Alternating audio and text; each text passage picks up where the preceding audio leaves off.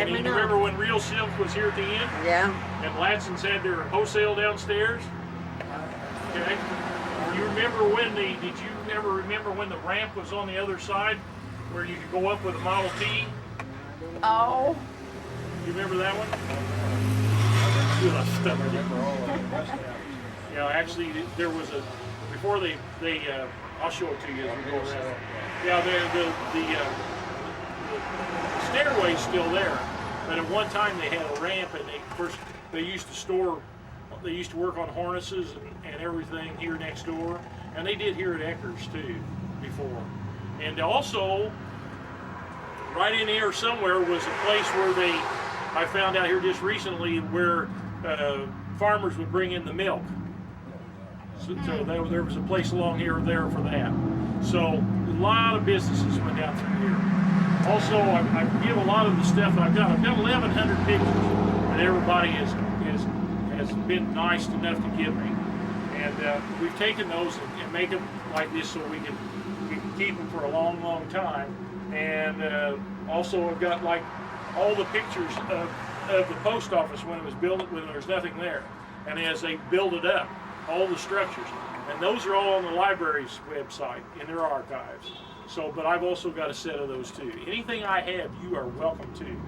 Because this is the only way we're going to be able to pass this history on. These kids don't have a clue what's going on here in town and why it's here. Now we've got rid of the kids, I'll tell you a little story that I researched. Since you guys are kind of into shape, you and I need a little sun. Did you ever wonder why the blacks was not welcomed in Linton? Because of the strike, coal mine strike, they run them out of town.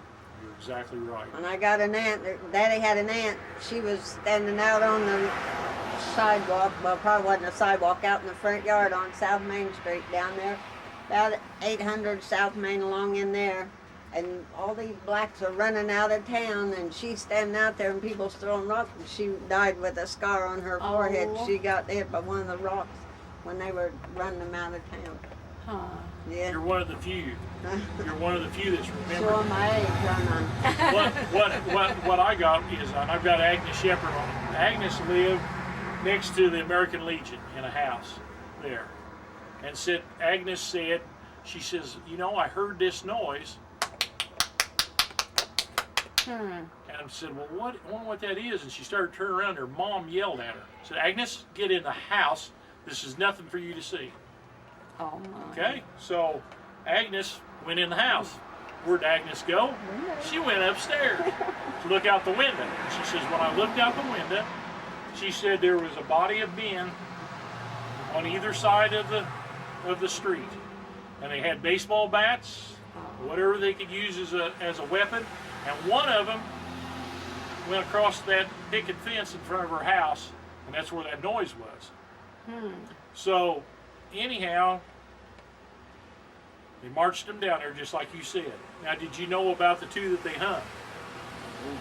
You heard that? The signs at the end of town. Well, yeah, that's another one too. But the other was they claimed that there was two. This stuff has to be got out. I know it's a little bit hard, but they claimed that these two guys molested a young white girl. And what they did, they hung them, and they took them and hung them up at the Sherman, up the other, I can't think of the name of it. Threw me off. No, the other movie theater, the Sherwood. The Grand. Well, they had the Grand Theater.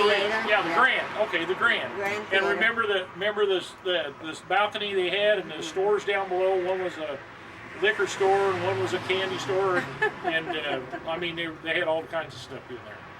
And in fact, Doc Schultz had an office up there at one time.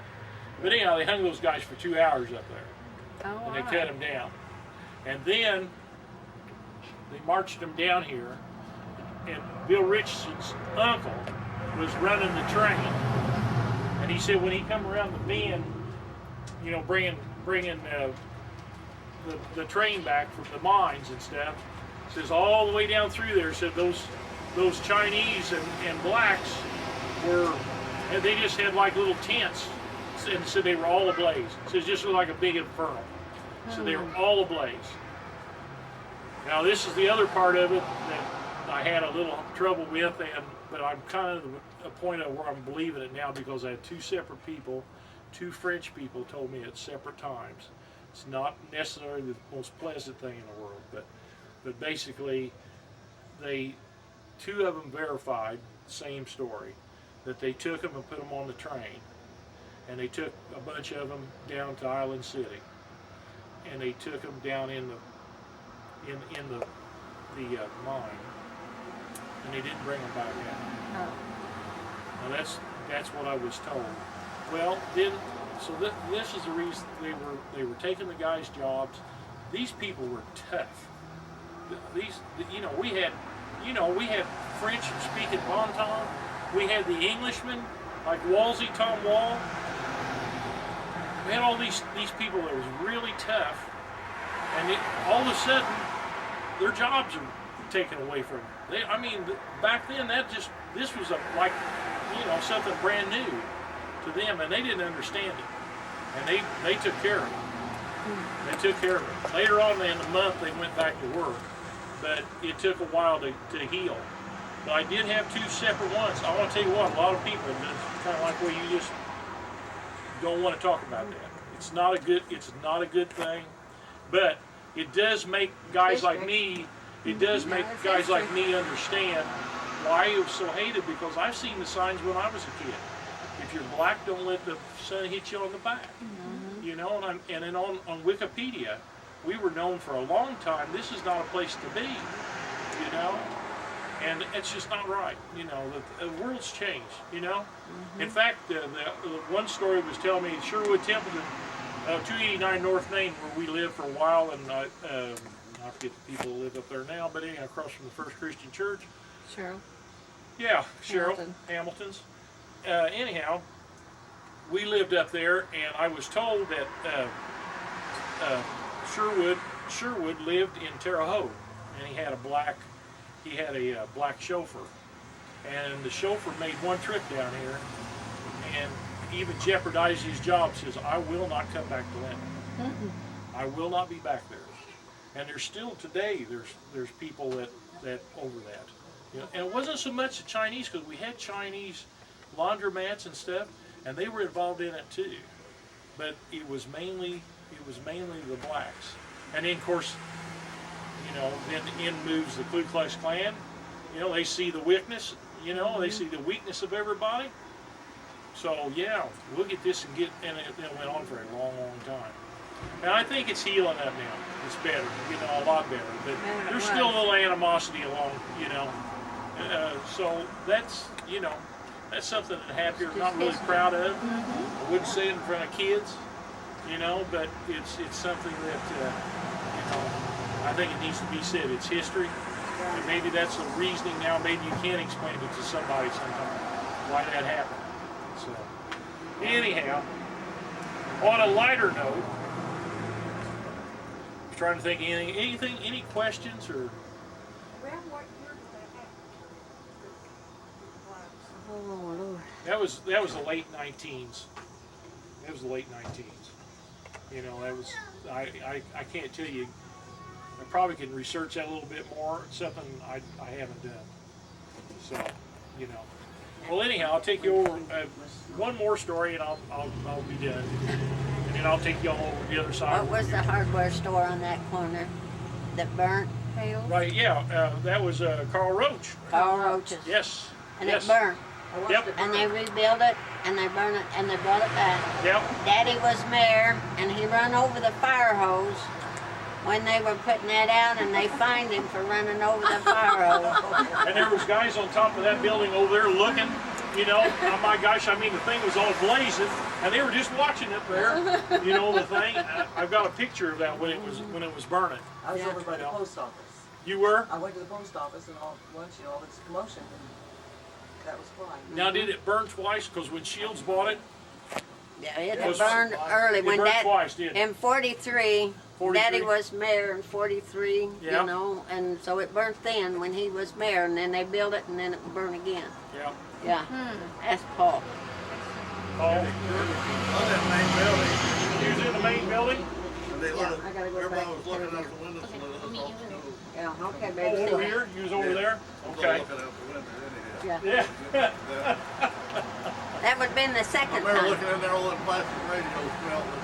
Oh, Eddington's were very wealthy too. yeah, This still swears Eddington. he burned it on purpose the second time. Eddington. Really? Eddington's paper office. I Okay. think the sidewalk, It there's should still, be on that building, yeah, they were, and they had the big hole there, just beyond what the Legion was. Yeah, right Yeah, there? it was still there, it was a mansion. I think at Eddington's, yeah. one time you could look over there and the entryway into that building was, I don't know, marble or whatever it was, and I think it's still down there where the went into Eddington's paper store.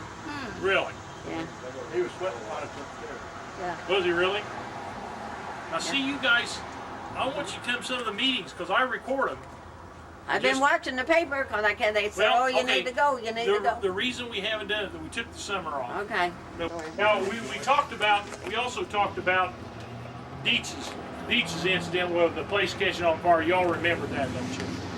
Yeah, okay, so we don't need to talk about that one. Was Shelton in on that too? Yes, Shelton was, no, Shelton wasn't in on that. No, the stinker, he bowed out on us. But I gotta get that movie. I will do that at a history thing about the deal, because it's a big story. Did any of you guys ever hear about the dead body over at Dr. Rainey's? No, not before this morning, I didn't. Okay. I'm gonna tell you that one, then I'll put you on your travels. You know the guys over at the Peter Home, Taylor, and all them guys, I mean, they're always doing stuff to each other.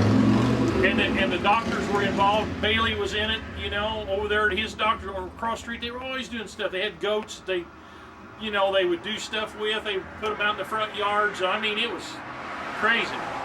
But you know, hey, listen, we lived for them days. I lived to do things to Ron Dietz. I just lived. I mean, we did everything from dyeing his hair to getting it butchered off to gosh. setting this place on fire next door. Yeah, and I mean, we had a ball doing that kind of stuff, and he was good to do that.